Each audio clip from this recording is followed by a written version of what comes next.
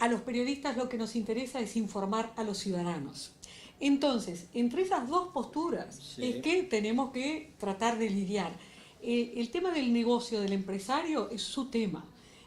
Los periodistas no nos tenemos que ocupar de ese negocio, sino de informar adecuadamente. Pero muchas veces se cruza el factor comercial. Es decir, yo me imagino un mercado mucho más chico que puede ser el interior, donde el periodista se encuentra con el intendente local, se encuentra con las autoridades en el almacén, que es distinto a lo que puede suceder en Montevideo, que es una población mayor. Ahora, ¿en algún momento se cruza la parte comercial por presiones que recibe el periodista? Bueno, desconozco si en el interior se puede dar un poco más esa relación entre el avisador y la noticia. En el caso de mi experiencia a lo largo de más de 30 años, nunca un avisador me planteó nada a mí.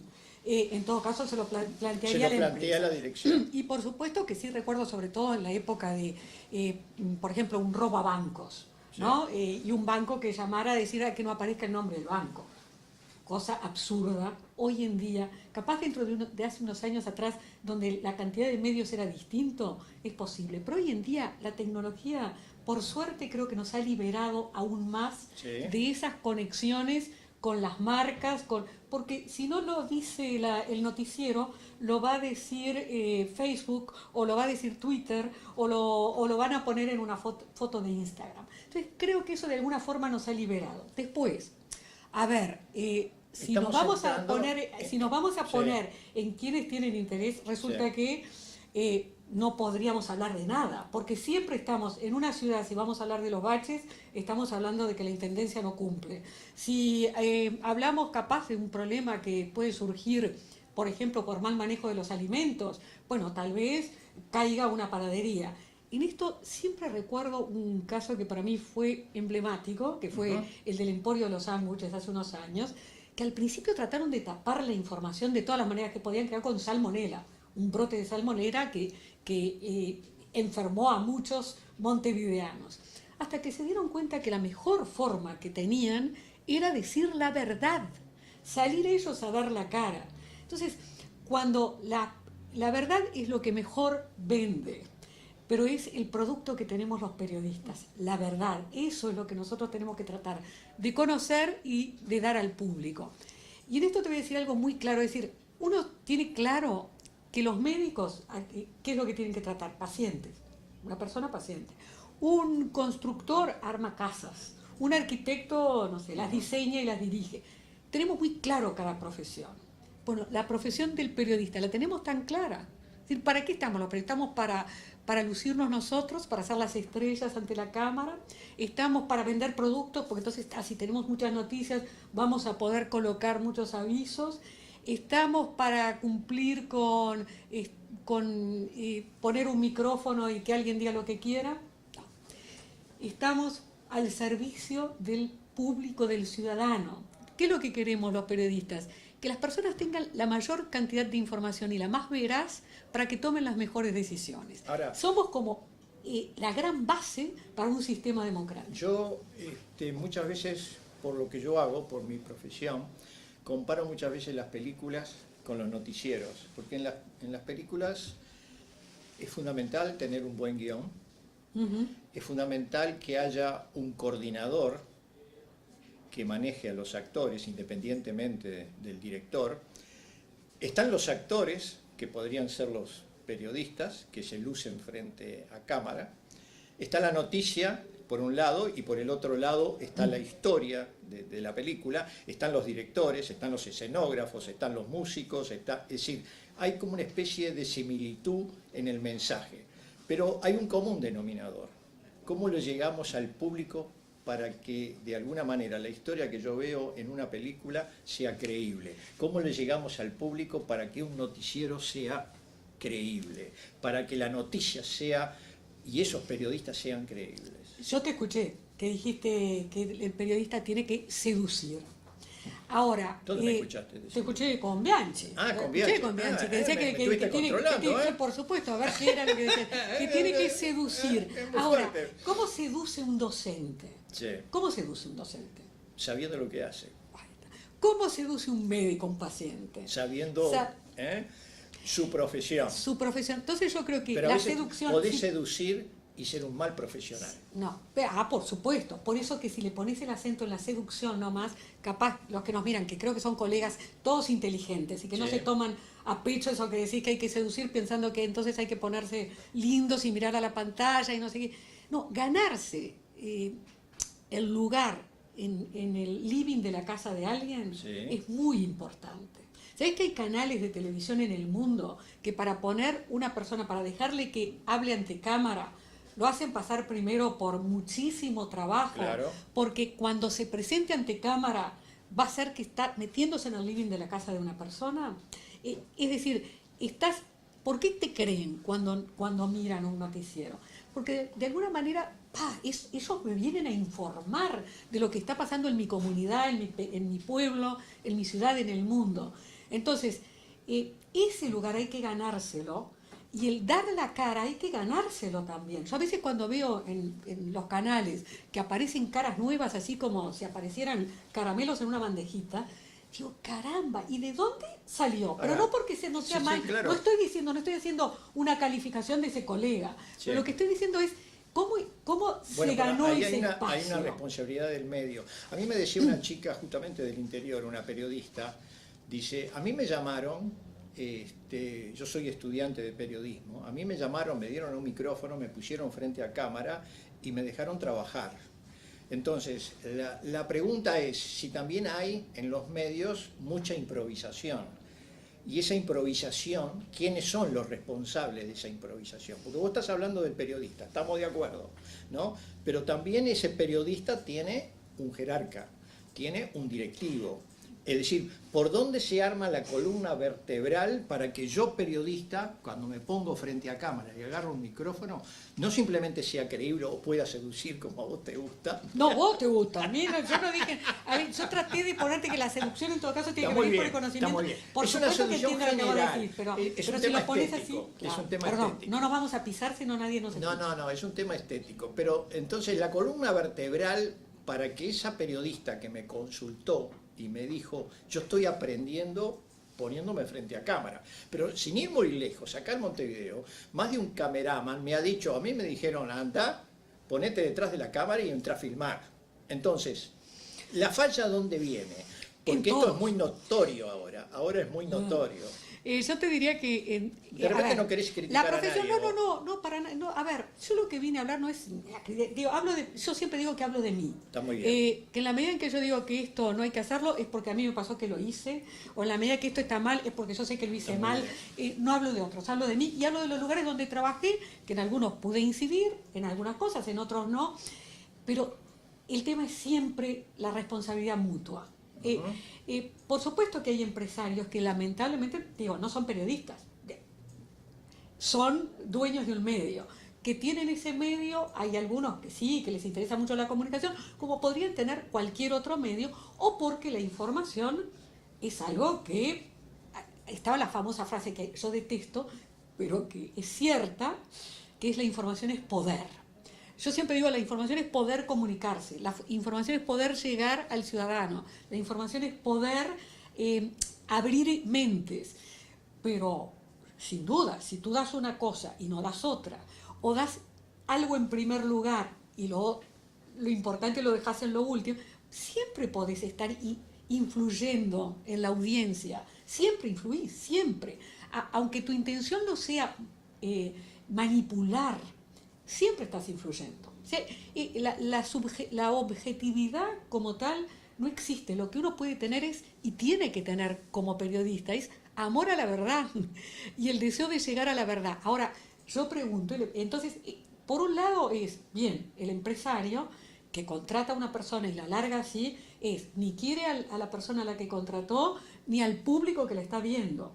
Porque además, pequeñas, por supuesto que todos en este país donde existen ciencias de la comunicación desde hace unos cuantos años, pero por ejemplo no en la época en que yo arranqué ahí, creo que recién iban a arrancar las facultades. Entonces, en general, en América y el mundo, los periodistas hemos venido de distintos lugares, de de la docencia, de la abogacía, de la medicina, los ha visto de todos. Sí, de la publicidad también. De la publicidad también. Lo importante igual es siempre formarse. Pero si tú tienes una persona que está estudiando y la contrata, fantástico, es una buena oportunidad. Tienes que darle antes unas instrucciones, tienes que darle tiempo a que se foguee antes de ponerla ante cámaras. Y después, esa persona también tiene responsabilidad, porque puede decir, no, yo quiero empezar, pero para esto, denme tiempo. Uno siempre puede pedir. Y lo otro, era lo que yo te decía del trabajo en equipo. Sí. Y acá Alfonso nos daba un buen ejemplo hace un ratito, cuando nos estaba explicando el tema de la luz y cómo incidía, y si levantábamos este telón, por ejemplo, si no lo necesitáramos, y tendríamos que iluminar el fondo para que... Y ese tipo de ese diálogo lo pueden armar entre ustedes, entre el que sabe de luz, el que sabe de cámara, y entre todos irse fogueando de la mejor manera. Y si tengo un camarógrafo que no sabe de cámara, bueno, hoy en día tienen estos cursos incluso que se están dando técnicos aquí a través de CUTA, o tienen 70 canales, hoy en día a través de WhatsApp están comunicados, sé que ustedes están comunicados porque todos los que están en este curso, bueno, pregúntense, aprendan, no sea que se ponen la cámara al hombro y salen. Si el empresario se los pide y a ustedes les viene bien el trabajo, no les quita la responsabilidad de tratar de informarse de cómo se maneja y de cómo se maneja la imagen, que de eso vamos a hablar, porque el que maneja la imagen tiene que ser tan entendido de la realidad como el periodista que va a hacer las preguntas. Y lo otro que... Tiene que estar informado, además. Pero muy informado. Porque además, yo mientras vos me hablabas, me estaba acordando el tratamiento que yo tenía, porque es lindo poner algunos ejemplos. No, claro. Y vivencias personales. Es decir, cuando yo iba al noticiero y hablaba contigo y te sugería algunos temas, tú a su vez me sugerías otras cosas vinculado con el mismo tema. Y ese es parte del aprendizaje. Por más años que tú tengas dentro de lo que estás haciendo, muchas veces la coordinación periodística y la visión del coordinador periodístico, que está un poco fuera de repente de cámara, está trabajando detrás de ella, asesora al periodista y además lo aconseja. Porque yo me acuerdo que yo te llevaba, por ejemplo, una idea, mira, ¿qué te parece? Voy a hablar de ahora Robert Redford, que se retira estando por cumplir 82 años. Y vos me decías, sí, pero sería interesante que mostraras, por ejemplo, las 5 o las 6 películas más importantes que ha hecho Robert Redford. Es decir, me estabas aportando a mi idea personal en ese momento, me estabas aportando otro tipo de creatividad. ¿En qué función cumple el coordinador periodístico? Tiene que ser un tipo más culto, tiene que ser un tipo oculto, tiene que ser un tipo interesado, tiene que ser un tipo que conoce todas las noticias. ¿Cómo funciona dentro de un noticiero el coordinador, que es lo que hiciste tú? Yo creo que lo más importante es que tenga la cabeza abierta, esté interesado en aprender y sea el líder realmente del equipo. Y ser líder del equipo quiere decir ser el que mejor trabaja en equipo.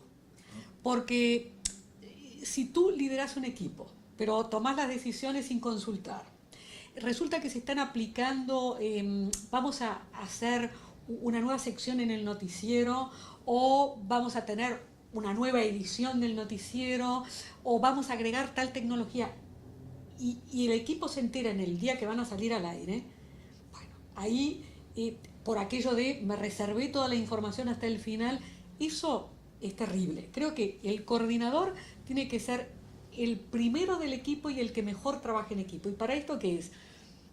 Que por supuesto vuelque lo que él sabe, comunique, dialogue y escuche.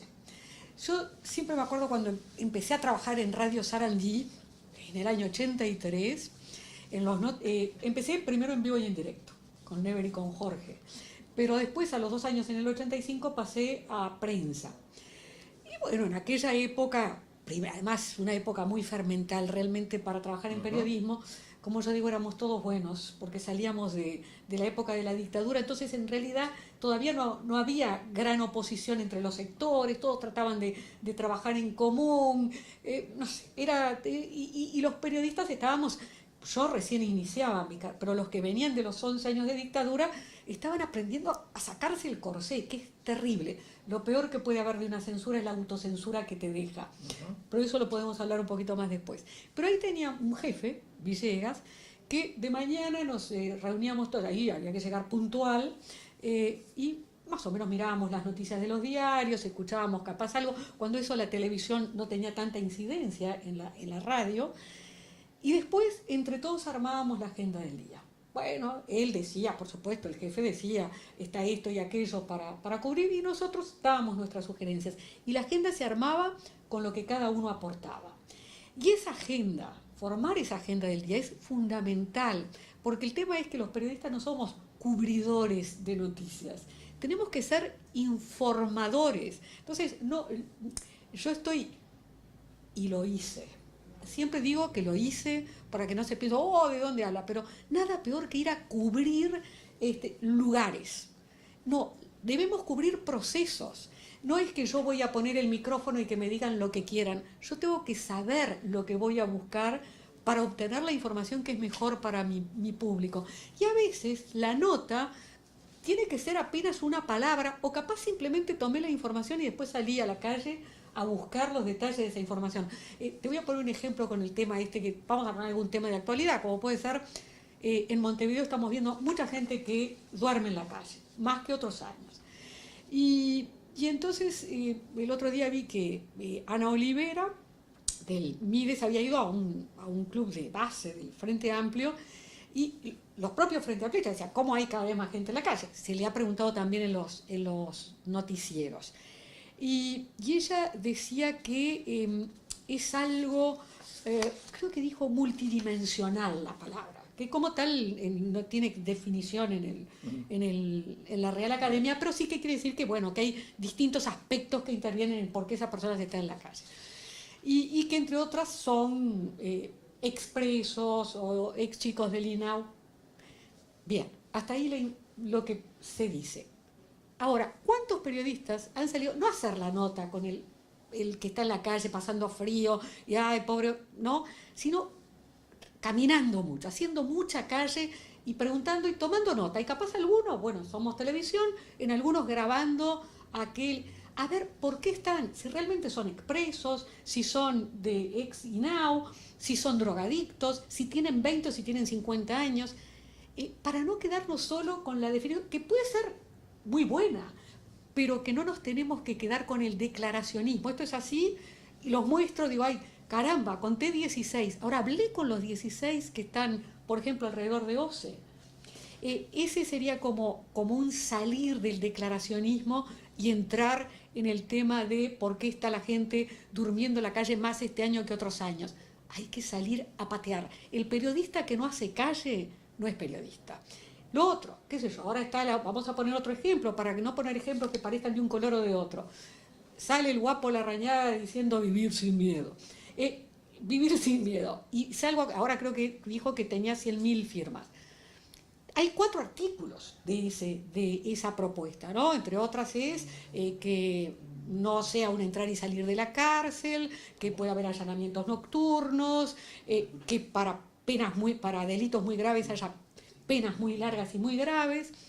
Y por último es esto de poner el ejército en la calle. Lo que más se ha hecho énfasis en general es en el ejército en la calle. Ahora, yo me pregunto, ¿no tenemos que averiguar algo más de qué otras cosas decir? Porque si las cárceles son malas, y la prueba está que están saliendo de las cárceles y duermen en la calle, o en las cárceles sabemos que al final no aprenden, todos, hay muchos que aprenden y muchos que hacen yoga y hay muchas cosas buenas, pero lo que más sabemos es que a pesar de cárceles nuevas están hacinados y las cárceles modelo ya están teniendo fallas.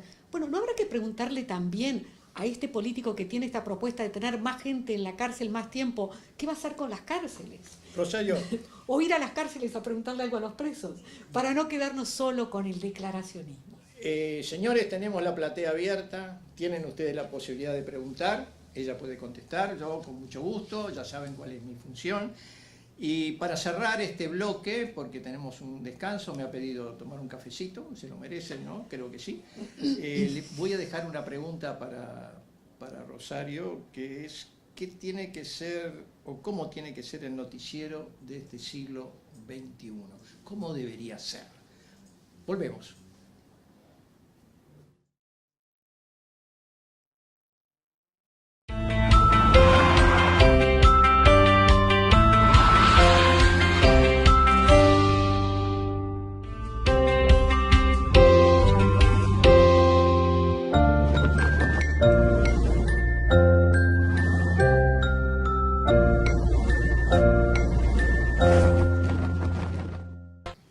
Bueno, yo me preguntaba, nos preguntábamos,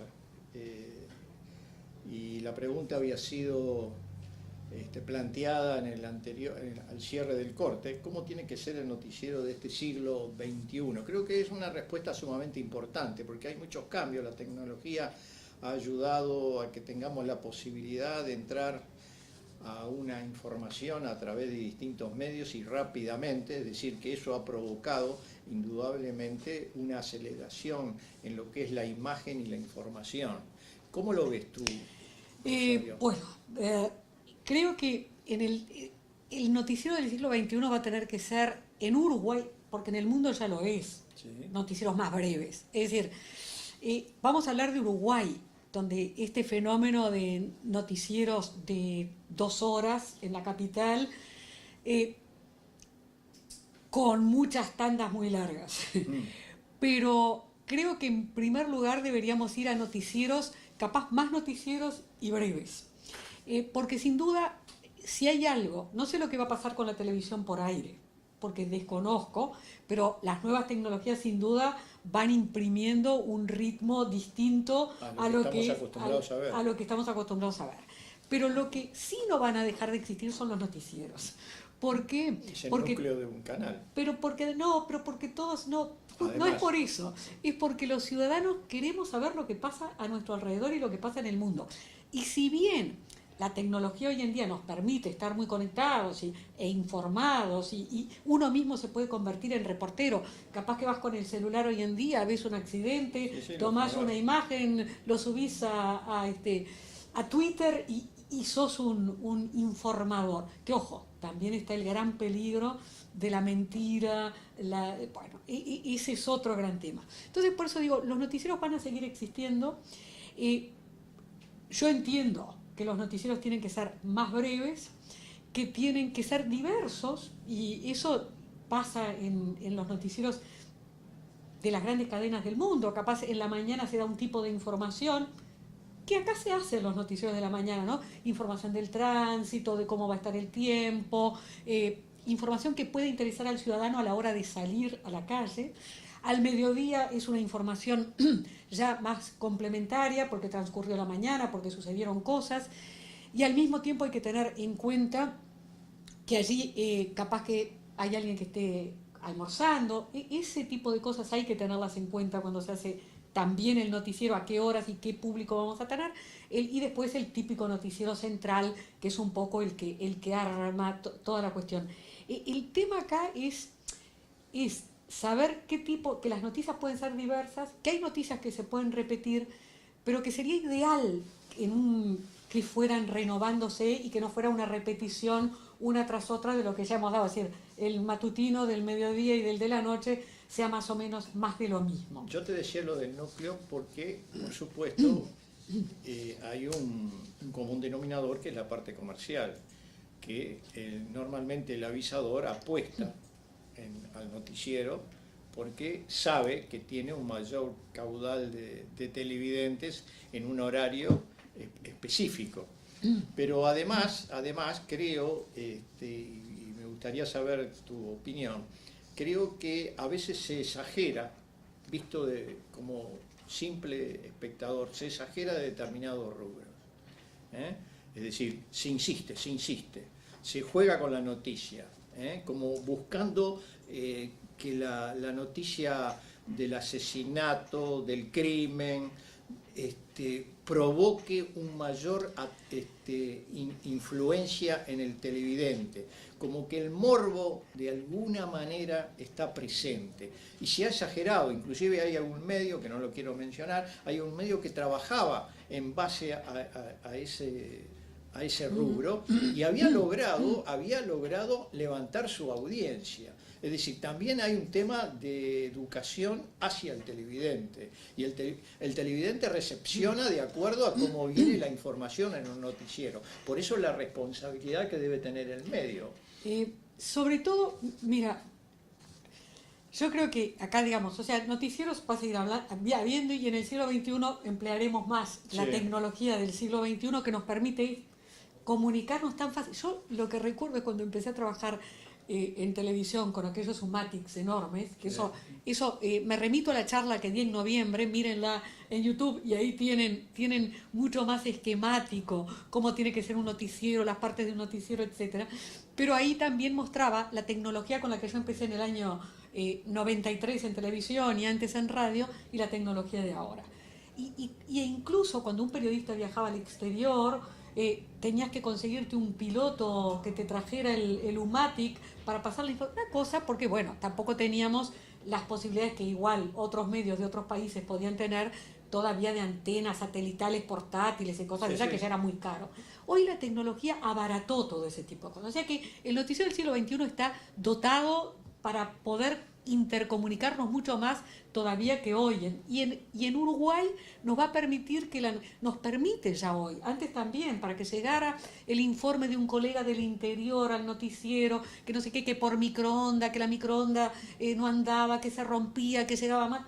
Hoy en día todo eso facilita y se ha abaratado de esa manera la posibilidad de que todos ustedes en sus respectivos departamentos y comunidades puedan tener una tecnología que llegue con la información a todas partes. Entonces, lo que va a ser siempre más importante es que el periodista esté formado, informado, que lea mucho, que estudie los temas, que lea documentos, que no se quede con el declaracionismo. Y ahí vos me decías, voy a lo que tú me decías, repetir. Por supuesto que hay que dar temas de seguridad, y que es uno de los temas que nos preocupa. Si uno sale, las encuestas salen, el tema de la seguridad es un tema que nos preocupa a todos los uruguayos. Y es el que está teniendo más espacio en casi todos los noticieros. Ahora, yo lo que digo es, hace falta dar 15 tapes de cada uno de los robos que hubo en cada una de las gasolineras, pequeños kioscos, comercios, cajeros. O a veces, bueno, por supuesto que hay algunas que son muy graves, como cuando falleció el otro día por una bala perdida esta funcionaria del Pereira Rosell. Por supuesto que eso merece otro destaque, pero lo demás no se puede dar en un tape con toda esa información. Lo que pasa que es mucho más fácil la imagen que se obtiene. ¿Qué es? La televisión es imagen. Entonces, como ahí tengo, y hoy en día con las cámaras que hay en todos lados, un montón de cámaras que me dan imagen y gente que capta, y eso es movimiento. Entonces, a veces a mí me da temor que sea la pereza de nosotros los periodistas los que nos lleva a acentuar aquello que ya lo tenemos, vamos, que eso es movimiento, pero ¿qué hay detrás? Es más, yo muchas veces me pregunto, ¿no? Con todas las cámaras que hay y que decimos que el sistema de cámaras y cada vez se amplía, y sin duda, por ejemplo en la Ciudad Vieja, donde yo vivo, sé que los vecinos, yo hace 3 años que estoy, pero los vecinos que estaban desde antes, yo sí, ha logrado disminuir el número de robos en la zona. Pero hoy en día, realmente todas las cámaras que se ponen, ¿se están mirando? O simplemente después van a registrar y van a decir, mira, esto fue lo que pasó. Porque lo que realmente evita el delito es lo que se puede estar chequeando en el mismo momento y en todo caso actuando. ¿Cómo es ese sistema? Ir un poquito más a cómo es ese sistema técnico.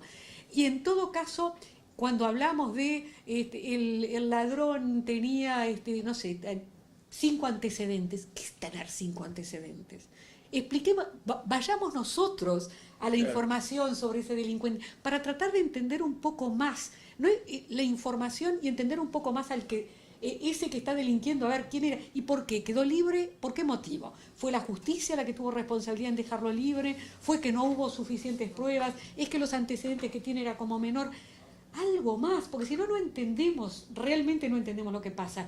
Y lo otro es que el tema está también en el lugar. Por supuesto que hay un momento, si es un homicidio, si es un secuestro, un gran accidente, lo tenemos que dar en primer lugar. Pero siempre los policiales tienen que ocupar el primer lugar, cuando normalmente lo están haciendo en muchos noticieros. No, a veces la noticia será otra, la más importante. Y la policial podría estar relegada al último capítulo del noticiero. ¿Y eso pasa que esté relegada al último capítulo del noticiero, aunque sean 5 robos pequeños? No sé, si me disculpan, yo los últimos 3 años desde que me retiré, al principio miré muy pocos noticieros de televisión, lo reconozco, pero era por un poco saturación de tantos años de trabajo. Y actualmente me nutro de muchas veces de la posibilidad de mirarlos después, en streaming. Por eso sí está cambiando. Que la noticia, muy bien, se está vendiendo los canales por aire, tú decías la publicidad. Bueno, capaz eso en algún momento también cambia, porque hoy en día estamos acostumbrados incluso a escuchar radio, a escuchar televisión, lo escuchás en otro momento y a veces te salteás la publicidad de esa forma. Ahora, entonces, perdón, y con esto termino. Sí. Es como todo, si yo yo siempre digo, si yo miro por el ojo de la cerradura, siempre el mismo ojo de la cerradura, voy a ver siempre las mismas cosas. El tema está en cómo nosotros, como periodistas, tenemos que saber buscar la información en todos lados y no solo aquella que nos pasa por delante del ojo de la cerradura. Yo te voy a comentar algo. Para eso hay que tener una apertura mental también. Es una compensación de lo que vos estás diciendo. Para narrar una película en la televisión, que tú necesitas 2 minutos y pico, y de repente en 2 minutos y medio tenés que hablar de 4 películas, a medida que fueron pasando los años, yo fui cambiando el lenguaje.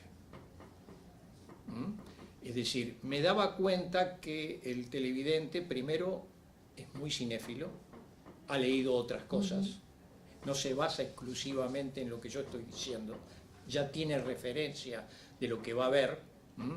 Antes era muy común que la gente fuera, por ejemplo, al cine y que eligiera en el momento de que está en el hall de la sala, eligiera esta es la película que voy a ver. Pero ahora la gente va informada.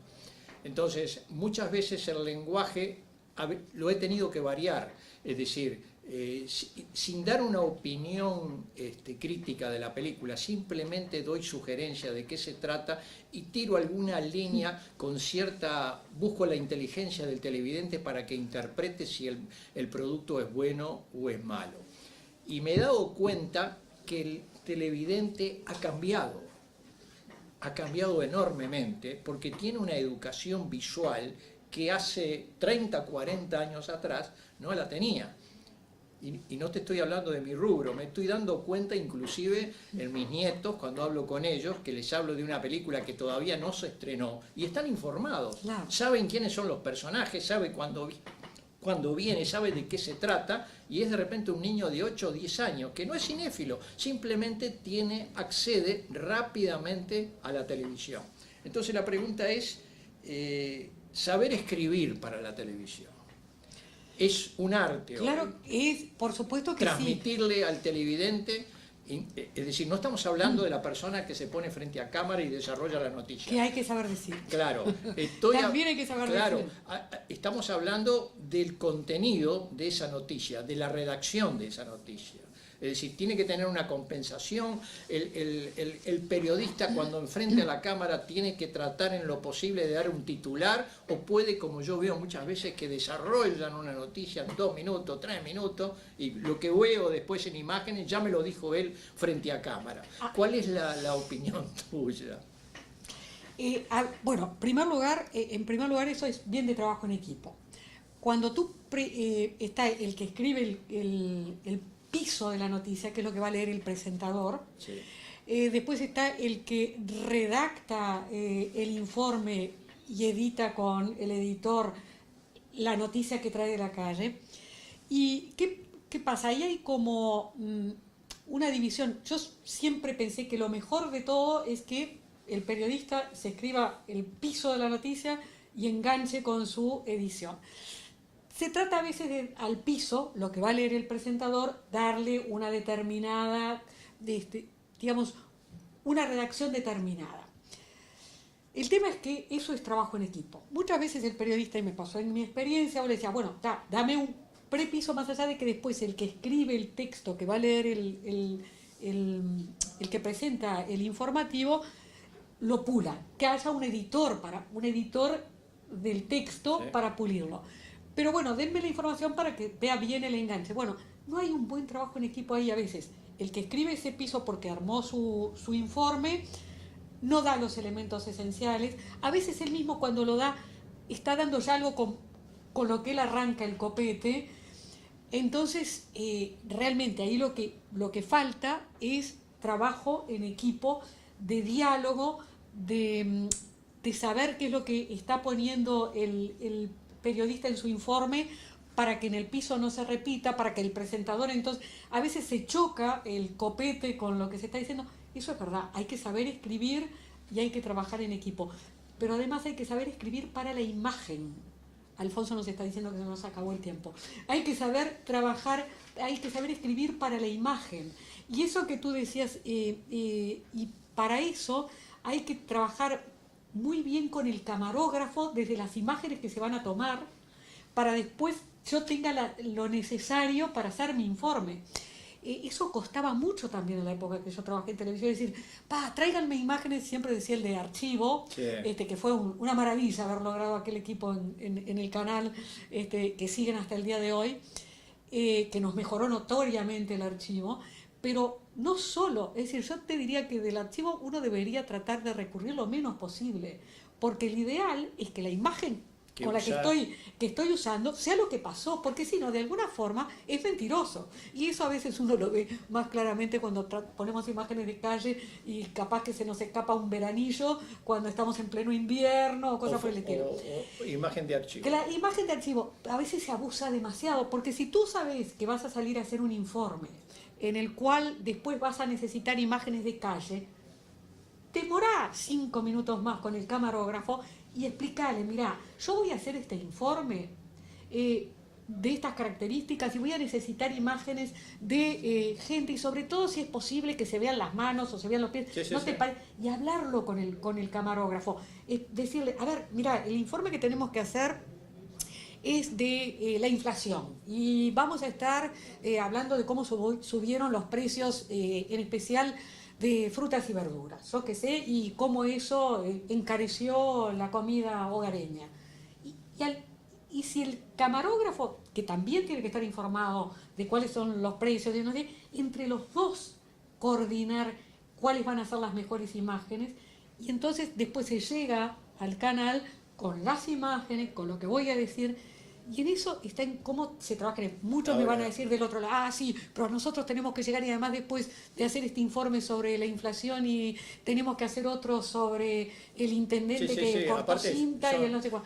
Es verdad. Personaje, es decir, el personal en el interior es muy reducido, es escaso. Y yo me he encontrado con periodistas que me han dicho, yo hago cámara, pongo la cámara, yo salgo al aire y yo edito. Entonces, vos estás hablando de repente de equipo y muchas veces eso queda reducido a una persona por carencia, porque hay carencia. Me hago cargo. En ese caso es bárbaro porque uniformiza todo. Él sabe qué imágenes va a necesitar. Claro. No, eso es como es bravo, cuesta arriba. Pero Lizalo, yo en la edición pasada del concurso que se llama CUTA, miré todos los noticieros que se habían presentado. Los miré para saber cuál iba a ser ese posible público en la charla que dimos en noviembre. Y la verdad vi que se notaba claramente, el que se sentaba frente a la cámara y se notaba que la cámara estaba fija y él la había puesto y que las notas las había hecho él y las ponía, a los equipos más multidisciplinarios. Sin duda que son realidades distintas y yo con mucho gusto responderé qué es lo que se puede hacer si ustedes quieren después mandarme preguntas en cada caso. Pero los que tienen equipos más grandes, trabajen en equipo, armen agenda entre todos. Ninguno, la única estrella cuando se prende la pantalla tiene que ser la noticia, y esto no es palabrerío, es verdad. En la medida en que ustedes saquen la mejor información, trabajando en equipo, informándose bien, no yendo a cubrir declaraciones sino procesos, tratando de cuestionar permanentemente. Los políticos no son dioses. Escuché una cosa lindísima que esto creo que les va a gustar y con eso terminamos y nos vamos al corte si querés con tu pregunta. En una charla que fui hace poco, alguien decía, una periodista decía, nosotros deberíamos ir al presidente de la República o a los ministros y decirle, señor empleado presidente, señor empleado ministro, señor empleado intendente, porque esos son nuestros empleados, los pagamos con nuestros impuestos. Entonces, esa realidad la tenemos que de alguna manera reflejar en la información. Nos debemos al ciudadano, y después voy a recorrer algunos de estos aspectos, pero realmente nos debemos al ciudadano. Bueno, la importancia para el ciudadano, si es importante, lo tenemos que explicar bien y no tenemos que tener miedo, porque en el fondo, si hacemos bien nuestro trabajo, nos van a respetar. Si ven que, digamos, agachamos la cabeza rápidamente, y ¿saben cómo no agachamos la cabeza? Si sabemos más que al que vamos a preguntar. Y también me pregunto otra cosa, a veces uno, si somos 99 diputados y 32 senadores, ¿no? ¿Cuántos salen al aire? Y yo me pregunto, ¿será que los demás no hacen nada? Si no hacen nada hay que denunciarlo. Hay que decir, bueno, todos los demás no hacen nada. ¿O será que siempre nosotros vamos al mismo? Llamábamos muchas veces en el canal los abonados. Bueno, hay que tener mucho cuidado porque a veces es que son los que más rápidamente nos atienden el teléfono, son los que hemos hecho mayor contacto porque son los que se lucen más. Bueno, capaz a nosotros somos los que más necesitan además estar en pantalla. Pero no, y capaz somos nosotros los que tenemos que decir, no, dejá, voy ahí, y somos los que tenemos que ir a los documentos de la Junta Departamental, de las comisiones parlamentarias. No, a ver, salió de la comisión, ay, señor legislador, ¿qué fue lo que trataron? No, en todo caso, si me da una opinión, pero después quiero ir yo al documento a ver qué fue lo que trataron, qué fue lo que hablaron, y en todo caso después preguntar. Bueno, señora Rosario, quiero hacerle una pregunta, pero lo vamos a dejar para después del corte. Yo quiero saber cuál es para usted la función del notero. Me refiero al notero, a la persona que sale al exterior con un micrófono y presenta una noticia. Tiene que ser periodista, tiene que ser una persona que conoce su oficio, tiene que estar preparada. Creo que hay mucho para hablar porque hay muchos tipos de noteros, y hay noteros estrellas inclusive, que se han lucido por su buena información y porque han sabido trabajar con un editor, porque a veces los editores, está el editor y está el que toca los botones simplemente para pegar. Yo tengo la costumbre, y con esto cierro, tengo la costumbre cuando dicto lo mío de quedarme durante todo el tiempo de la edición, porque a veces el editor desconoce determinadas figuras o determinadas secuencias. Pero ¿cuál es la función del notero? Lo vemos en pocos minutos, no se vaya. Esperemos que no.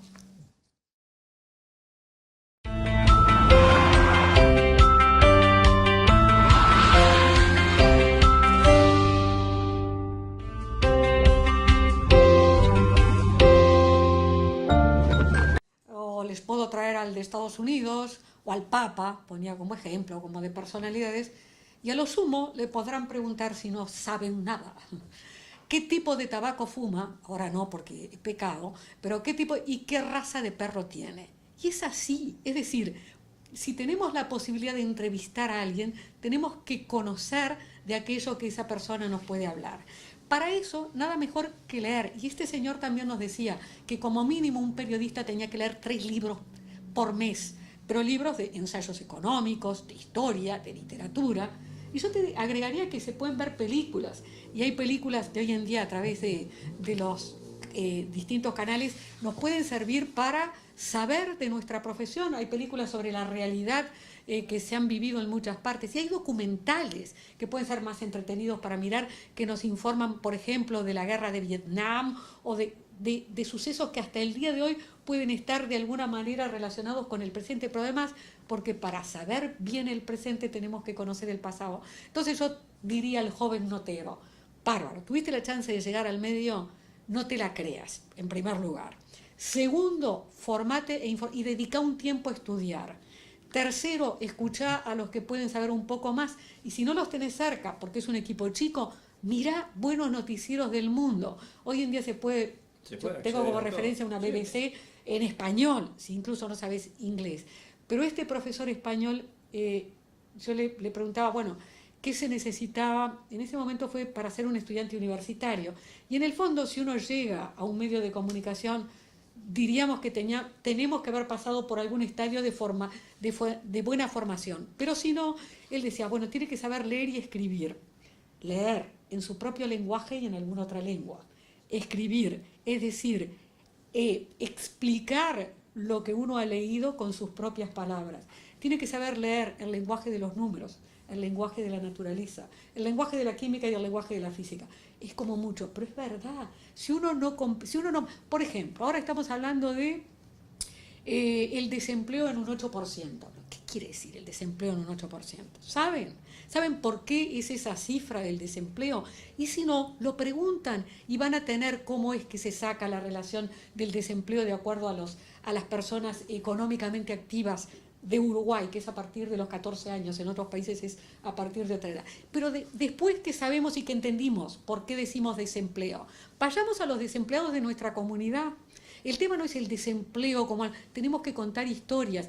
¿Cómo incide el desempleo del 8%, que es un número estadístico, que además es eso, estadística? En la realidad, capaz en mi departamento es mayor, y capaz los más desempleados son los jóvenes, o capaz los más desempleados son los veteranos. Y eso es lo que nosotros tenemos que tratar de entender y de hacer llegar a la comunidad. Porque si no, simplemente vamos a repetir como nos dicen ahora, ¿no? No sé, el déficit, el próximo gobierno que asuma tendrá que tener un déficit del 7% y tendrá que hacer un ajuste fiscal. ¿Qué quiere decir eso? Porque eso nos va a servir para preguntarle a los candidatos de ahora en más, ¿cómo va a ser usted para lidiar con esto? ¿Cómo va a ser para generar empleo? ¿Cómo va a ser para bajar este déficit? Yo lo que digo, si yo fuera candidato no me animaría a ser candidato. Pero capaz hasta por eso uno ve que hay candidatos que han dicho, ay no, yo bueno, no voy a competir. Capaz no es tanta generosidad, sino que dicen, las papas van a quemar y mucho. No sé, pero no es cuestión, uno no es si estoy tendremos el partido político que queramos tener para votar, pero a la hora de enfrentarnos a la información, tenemos que tratar de tener la mente lo más abierta posible. Y ese joven notero mucho más que cualquier otro, pero los veteranos tenemos que seguir estudiando y mucho. Miren, yo dejé de trabajar, como dije, hace 3 años, y gracias a estas invitaciones de Jackie Acuta, he tratado de, en noviembre y ahora, ir viendo un poco qué cosas, por dónde. Y es impresionante, es tanta la información que hay, tantas las posibilidades que se nos abren las puertas, que es maravilloso la posibilidad que nos da Internet. Pero también, ojo, cuando nosotros comunicamos, hay una cosa que es el emisor, que son ustedes cuando dan una noticia, y el receptor, que es su público. En este caso, estamos hablando nosotros dos, podemos ser receptor o emisor, cualquiera de los dos, cuando él me pregunta o cuando yo pregunto. Y en el medio de los dos, y entre ustedes y su público, hay ruido. ¿Qué quiere decir eso? Que ustedes están con sus propios problemas, sus cosas, que si pagan, llegan a fin de mes, que si, qué horror, tengo que ir ahora después a esta otra nota, que me peleé con mi novia, todo puede estar dentro, o con mi novio, todo puede estar dentro del ruido. Y en el que está escuchando la noticia lo mismo, porque está, vaya a saber, en la casa no siempre está sentado, está haciendo cosas, tiene sus propios problemas. Entonces, cuanto mayor claridad haya en la información que doy, mejor va a llegar a ese receptor. ¿Y cómo voy a ser claro si yo no entiendo? Ahora estaba mirando, por ejemplo, anoche que se aprobó en el Senado esa ley que en realidad no es ley, que es para el voto de los uruguayos en el exterior.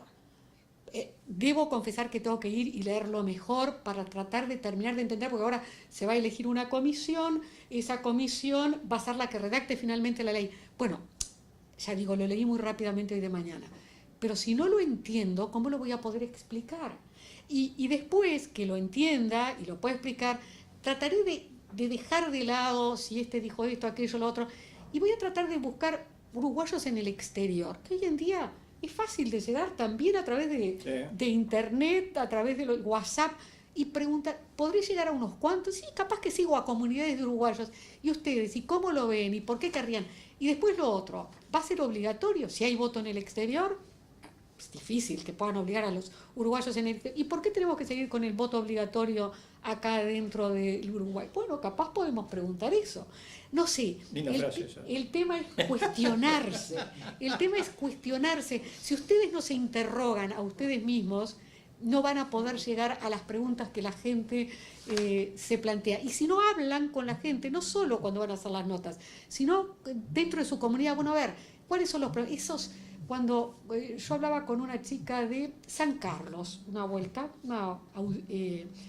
yo uso audífonos porque soy un poco sorda, no del todo, y ella era una fonoaudióloga muy joven, y me explicaba cómo estaba su comunidad en San Carlos, de gente joven. Dice, de mis 11 compañeras de estudio, solo 2 fuimos a estudiar una carrera. Y las otras están ahí, dice, y hay chiquilines que se conforman con trabajar bien la temporada, porque ganan muy bien, capaz como mozos, como no sé qué, y después, si no tienen trabajo durante todo el año y viven en la plaza sentados. Ese es un precioso tema para explotarlo, que estén en San Carlos o en Maldonado o en el lugar que sea. Es decir, ¿qué oportunidades tienen los jóvenes? ¿Por qué esa especie de desinterés del que me hablaba esta chica? Capaz que hay otros que están muy interesados. Pero de esas charlas, esto fue una charla conmigo informal. Si yo hubiera estado trabajando y hubiera sido de esa zona, capaz iba justamente a tratar de hacer un informe sobre ese tema. Tienen que hablar de lo que a la comunidad le importa y salir de la agenda que le marcan los diarios, los políticos, los intendentes, la policía.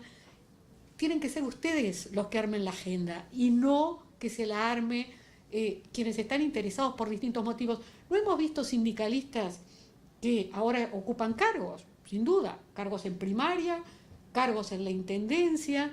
Entonces, cuando uno habla siempre con el mismo sindicalista, bueno, qué sé yo, capaz son muy legítimos sus intereses, yo no estoy diciendo que no, pero tal vez sin darnos cuenta, y sin darse cuenta tal vez él mismo nos está usando para su carrera política.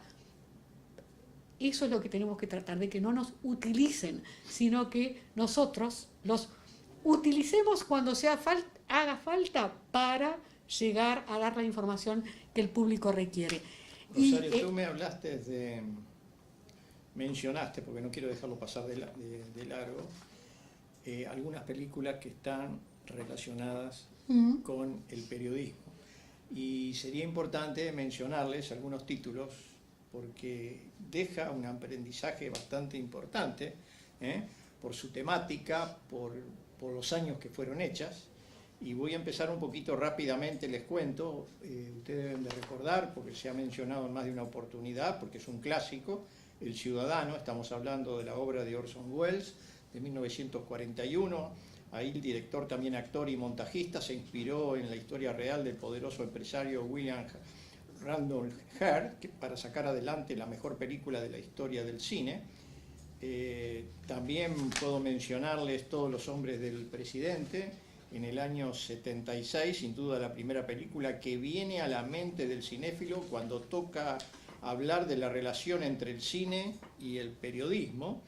Esta película que ganó 4 premios Oscar, un acercamiento a la investigación por parte de 2 jóvenes periodistas del Washington Post para llegar al fondo del caso Watergate, que acabó con la dimisión de Richard Nixon. Esto es historia.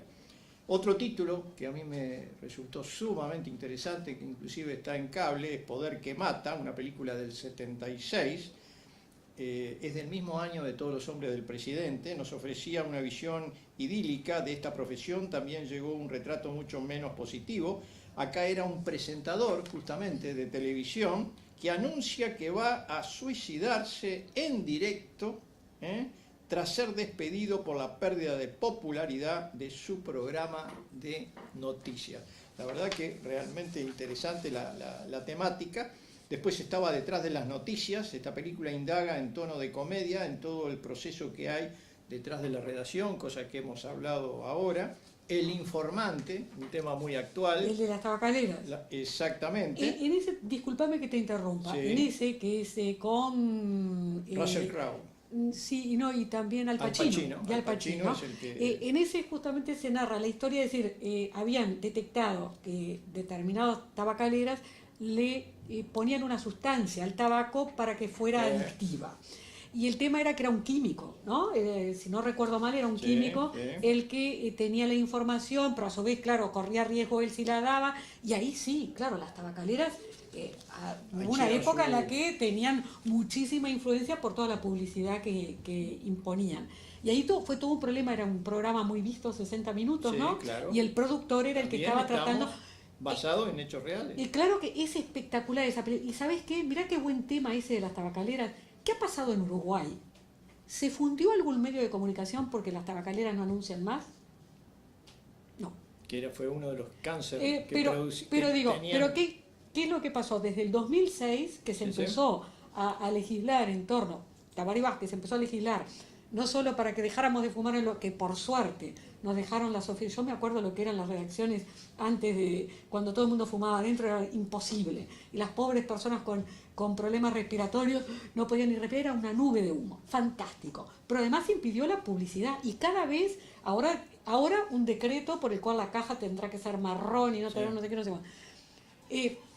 Eso también está bueno. Quiere decir que cuando el poder tiene interés en un tema, lo saca adelante. Y este es fantástico, no estoy diciendo que no. Pero entonces podemos interrogar al poder sobre otros temas que también son muy importantes y que no se pone el mismo énfasis. Pero de todas maneras a lo que voy era por lo que hablabas hoy. Ay, pero cuando a un periodista le parece que cómo va a hablar de esto, que el anunciante... Nadie, digamos, ahí dejamos de tener a todos estos anunciantes y no pasó nada con la información. Entonces el tema es que si tú das información veraz y buena y no estás sojuzgado a la censura que te puedan el poder o los anunciantes o lo que fuera, vas a lograr que te respeten ellos y vas a lograr que te respete el público. Bueno, en la época de la dictadura, volviendo al cine, había censura sobre determinado tipo de material.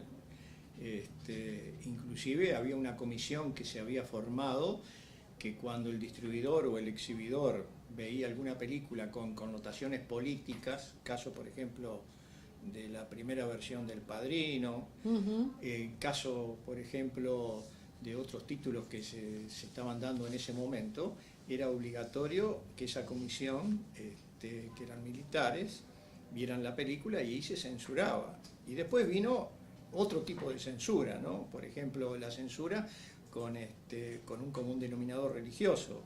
Acá cuando se dio, por ejemplo, Jesucristo Superstar, en el gobierno de Bordaberry, la prohibieron. Es decir, el Padrino la secuestraron.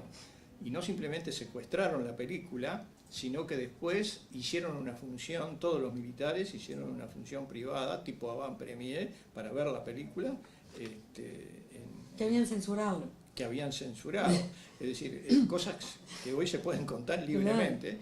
En algún momento, como yo estaba relacionado con la parte promocional y publicitaria de las películas en esos años, tuve varios problemas. Estaba marcado porque, claro, originaba promociones. Yo me acuerdo de una película que se llamaba Piranha, que eran militares que tiraban a la gente a un lago donde había pirañas para matarlos, y la película termina al revés, termina las pirañas comiendo a esos militares y un gorro militar que va hasta el fondo del mar. Así termina la primera película de Piranha, y yo me acuerdo que cuando hicimos la exhibición, ni siquiera llegaron a ver el 50% de la película. Es decir, se pararon, se fueron todos y me dijeron, Jackie, no va. Es decir, había una especie de dictadura también, de censura, que muchas veces, cuando vos promocionabas, hubo una época en que estaba prohibido poner los avisos de prensa de películas para mayores de 18 años con imagen. Es decir, una película que había, por ejemplo, ganado el Oscar, no le podías poner la estatuilla, porque era para mayores de 18 años. Y quedó, es curioso, pero quedó a nivel periodístico, a nivel de cronistas especializados, esa sensación de censura y autocensura, que es lo peor, y que no se fue despegando, demoró en despegarse a través de los años. Entonces, no está de más que contemos estas cosas. ¿Vos tuviste presión de las distribuidoras para por ejemplo, promocionar determinadas películas que capaz te parecían muy malas. ¿Fuera de la dictadura o...? No, sí, fuera de la No, dictadura. no. Onda que tú que tanto preguntás, bueno, el tema de Sí. en el interior, que tienen las presiones. ¿Vos cómo manejaste las presiones? No. Las presiones está buena del- la pregunta que tú me haces. Las presiones del distribuidor y el exhibidor no existe. Lo que existe, que considero correcto, es el buen lenguaje de lo que tú hablas.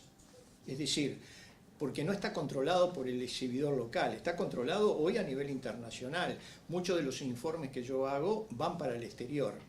¿En qué se basan ellos? Ellos no les interesa que vos critiques un producto o que no te guste. Lo que les interesa es que tú, cuando accedes al producto, lo manejes con el respeto que necesita ese producto, o por los actores o por los directores, ¿no? Te dicen, te ven y te dicen, por ejemplo, Jackie, se ve que no te gustó la película, pero termina ahí el tema. Es decir, yo nunca tuve ningún tipo de presión.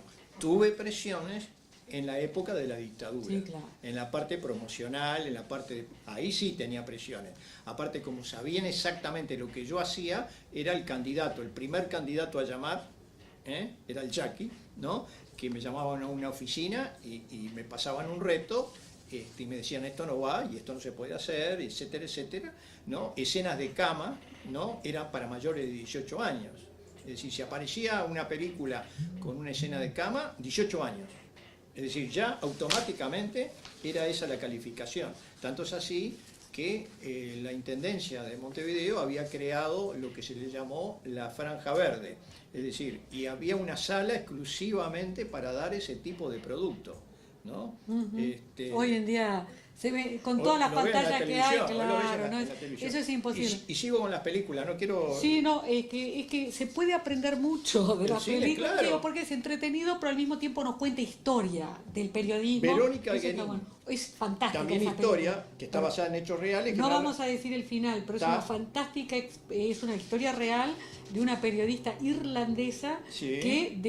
que tiene, ahí se ve cómo maneja la fuente, que ese es otro tema maravilloso Acá es el para seguir narcotráfico. hablando. Acá No, es el narcotráfico, Claro, es el narcotráfico tema, ¿no? y cómo ella, ¿por qué? Pero ¿por qué le interesaba tanto meterse en el mundo del narcotráfico y llegó a entrevistar a los narcotraficantes? Porque estaba muy preocupada con el daño que hacía la droga en los jóvenes irlandeses. Bueno, y gracias a ella después se tomaron un Claro, montón de de medidas, medidas gracias a su trabajo. Es decir, a ver, yo no digo, nuestra profesión, si se ejerce bien, es peligrosa. Pero no es solo peligrosa porque uno pueda morir, que hay muchos colegas en el mundo que han muerto cubriendo información, sino porque tenemos que ser un peligro para el poder en cuanto a que sepan que no pueden ocultar cosas. Y ahí vamos a hablar después un poquito más sobre otros temas Ya que de la mencionamos ética. el tema militar, Zanahoria, la película uruguaya, habla de un ex militar que se contacta como informante a un par de periodistas con la intención de revelar pruebas sobre crímenes de la dictadura militar. Y estamos hablando de un producto nacional. En primera plana, que es el penúltimo canto de amor que Hollywood ha hecho al periodismo con esta película. Recientemente The Post, Los oscuros secretos del Pentágono, que Eso también voy a ver en hechos reales. si logro avanzar con el esquema que tenía, y capaz que sí, que justamente tengo una foto de la guerra de Vietnam, es que es tan terrible. Ahí tienen un precioso ejemplo de lo que es el declaracionismo, al que nosotros le damos a veces tanta importancia. Presidentes, militares, ministros, en la época de la guerra de Vietnam, les preguntaban y decían, estamos ganando la guerra, estamos ganando la guerra. Y ellos estaban convencidos de que no la ganaban. Lo sabían. Y estos papeles lo que vienen a demostrar años después es cómo lo sabían desde muchos años antes y siguieron mandando soldados norteamericanos, pero siguió muriendo gente, vietnamitas, que fueron como 3 millones que murieron, además de que Laos, otro país vecino, fue el más bombardeado en la historia de los bombardeos. Bueno, nos queda un tema, lo dejamos Bien. para después del corte. Se gana plata hoy de la manera más fácil en los noticieros, ¿no? Oye, estornuda. Perdón, chicos, perdón, Pero, estornudé. ¿qué pasa con la calidad? Ese es el tema que vamos a desarrollar en pocos minutos. No se vayan, ¿eh? Discúlpenme, no estornuden nunca en público.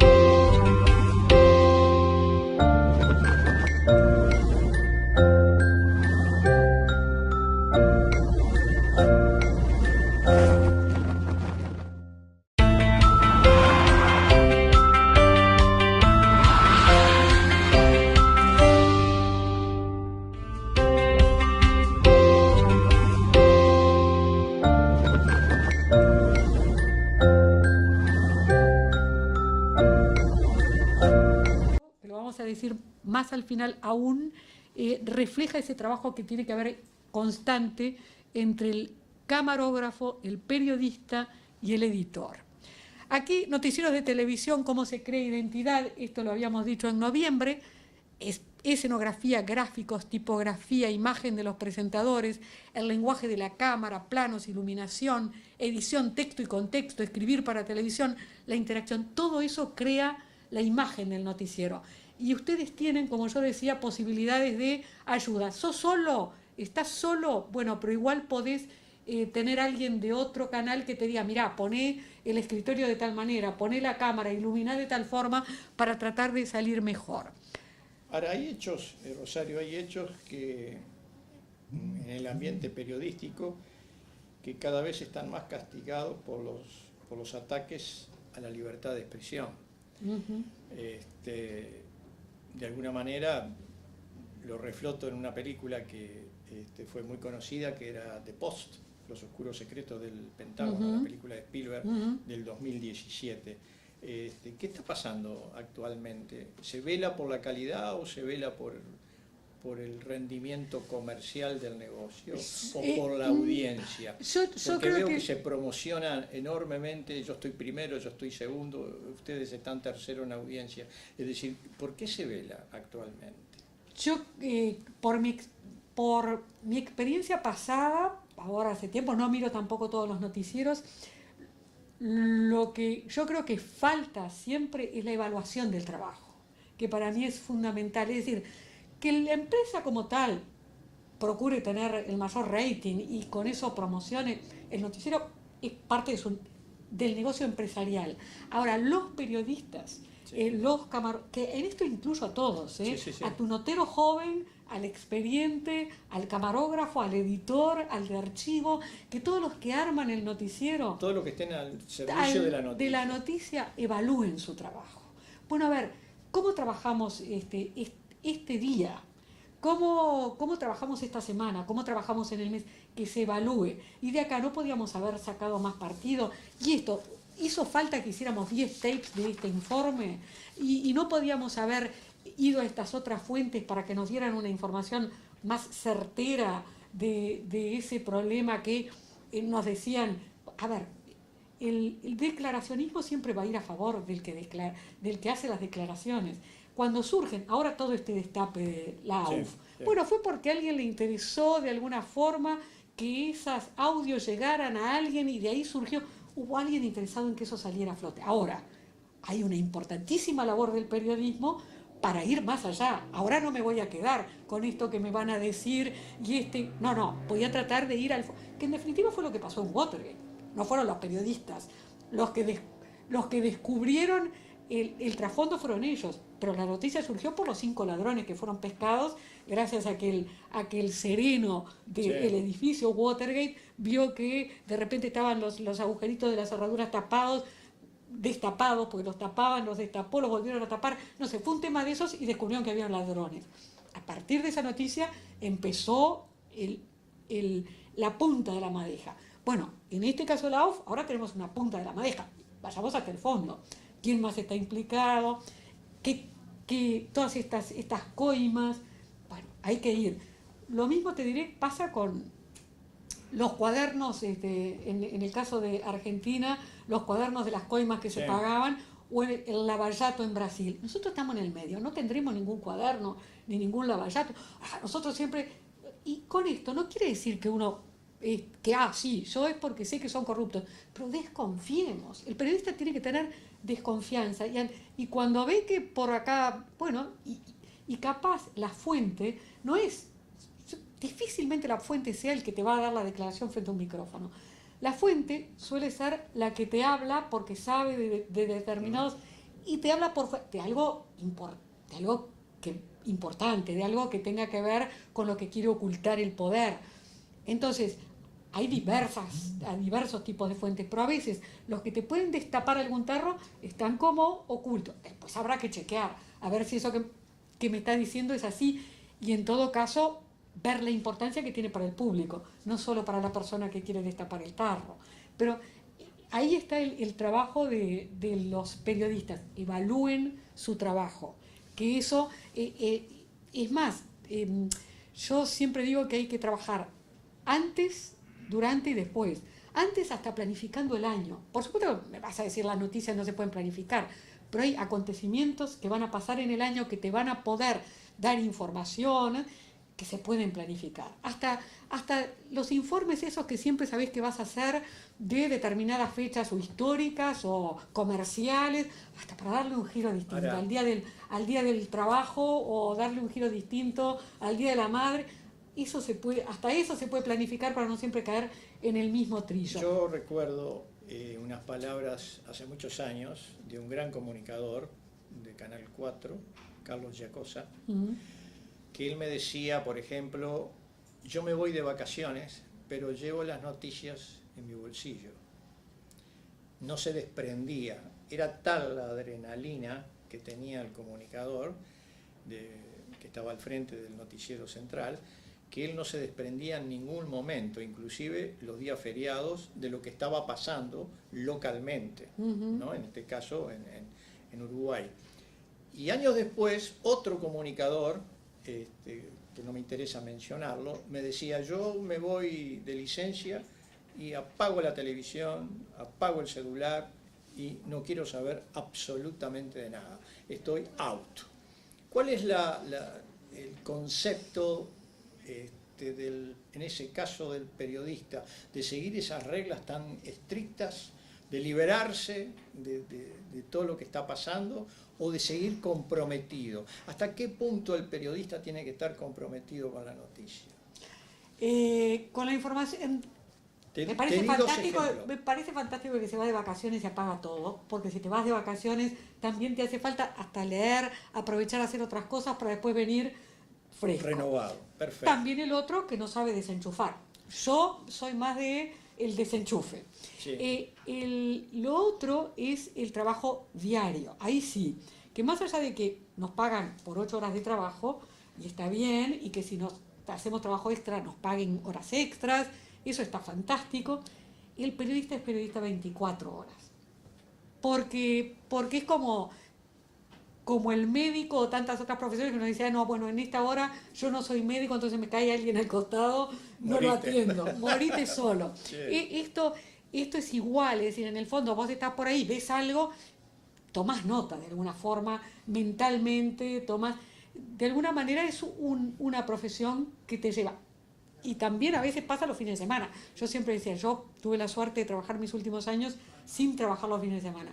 Pero no podías desenchufarte las noticias porque el lunes de mañana, cuando ibas a presentar, más allá de que además seguían los noticieros, sábado y domingo en el canal, no se frenan porque... Sí, sí. Cuando yo empecé a trabajar eran de lunes a viernes, pero después empezó a extenderse, que está fantástico, porque las noticias no acaban en ese tiempo, pero no podías desenchufar, siempre tenías que estar leyendo alguna, para ir al lunes, alguna noticia, para ir al lunes y ahí saber cómo ibas a arrancar, alguna noticia del fin de semana que tenías que seguir o algo que te sugería la agenda a partir de lo que había sucedido el fin de semana. Ahora, no es una profesión del montón el ser periodista, no es una profesión, yo creo que es una profesión que necesita no simplemente de una dedicación, sino también, lo decía en una película, mencionando una película de Francella, decía, la pasión. Te encanta esa palabra vos, porque ya ¿no? la mencionaste varias veces, sí, la pasión, pero y yo estoy tratando, ¿no? Es importante. Claro es que decir, sí. El querer lo que estás haciendo, el valorar Obvio. lo que tú estás haciendo y el tratar de acercarte a la gente que de repente te puede dar una orientación mejor, Sí. o de alguna manera tratar de que la noticia que vas a transmitir no simplemente sea creíble, sino que haya sido confirmada. Tú me has dado en esta hora y pico, y supongo que a los televidentes, a los que nos están siguiendo, a los colegas también, nos has dado una palabra que funciona muy bien en todo esto, que es la calidad de la información. Y ética, nos faltó hablar de ética, que sin duda... La ética... Mira, García Márquez decía que la ética es al periodismo como el zumbido al moscardón. No puede haber periodismo no puede haber moscardón sin zumbido y no puede haber periodismo sin ética. Sin ninguna profesión. Alguien pensaría que un médico, Sí. pues el médico sí. y yo te receto esto, que en el fondo está capaz que tiene unos efectos secundarios, pero está, porque un laboratorio le pagó para que él promoviera ese medicamento, para uno no lo vería éticamente bueno. Bueno, entonces lo que no vemos bien en otros, no lo veamos bien en nosotros. Y la ética ahí es lo que yo digo, está en el compromiso con la verdad, con mi formación. El peor enemigo de un periodista es la ignorancia, la comodidad, el amiguismo. Sí. Esos están más cerca que la censura de las grandes empresas o de la empresa en la que trabajas.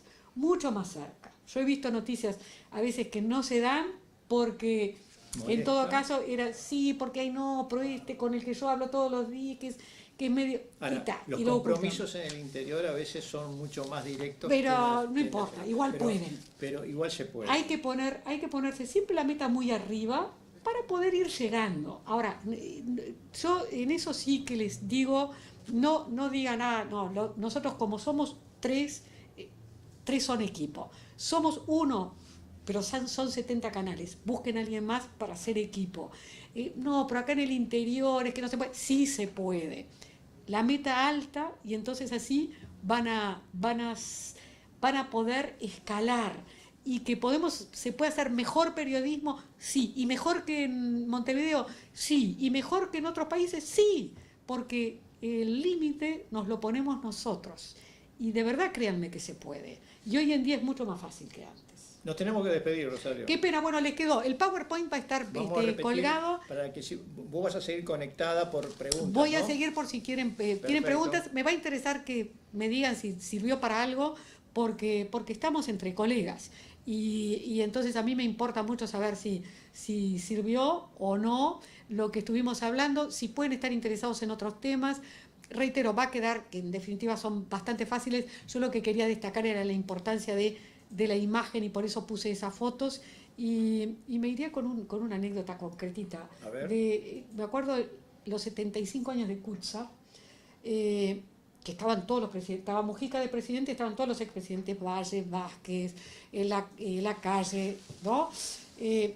Todos estaban interesados en festejar los 75 años de Kutza y fue la subdirectora cuando eso del Correo, que ahora es la directora, y se mandó un discurso larguísimo, que todo el mundo empezó a mirarse para uno de los presidentes. Valle se levantó y se fue. Y ahí el camarógrafo, además de que el periodista estaba atento, pero estaban separados el camarógrafo del periodista, el camarógrafo tomó su cámara y fue tomando todos los gestos de esas personas, de los presidentes, lo que se veía que estaban, pero ¿qué es esta mujer claro, que está molesta? Hasta que le dijeron, y se pudo hacer un informe espectacular gracias al buen ojo del camarógrafo y por supuesto después del periodista. Capaz que todos los demás dijeron, venimos a cubrir los 75 años de Kutza, ponemos la cámara al costado, esperamos no sé qué, qué aburrida esta mujer, y se perdieron la noticia de ese momento, que fue la molestia de todos por esta señora que habló largo y se fue del guión. Ahí es donde se demuestra claramente la importancia de voy a cubrir los 75 años. No, siempre si se sabe mirar se pueden extraer muchas noticias. Siempre me quedó como un caso emblemático y de los dos compañeros me acuerdo y los voy a mencionar que los aprecio, Juan Regueira y Pablo Silvera. Mirá, así Pablito, que lo vi hace poco, Viste los dos. Señores, yo les digo, un país sin cine es un país sin alma.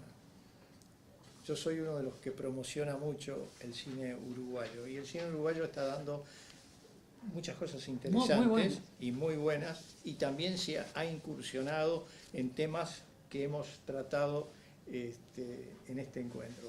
Rosario. Y déjame que diga, y un país sin periodismo y sin periodistas que aman la verdad, que están bien formados, que buscan informar bien al público, es un país que no va a tener buenos gobiernos, ni buena educación, ni buena seguridad, porque no va a haber ciudadanos que la sepan exigir. Gracias.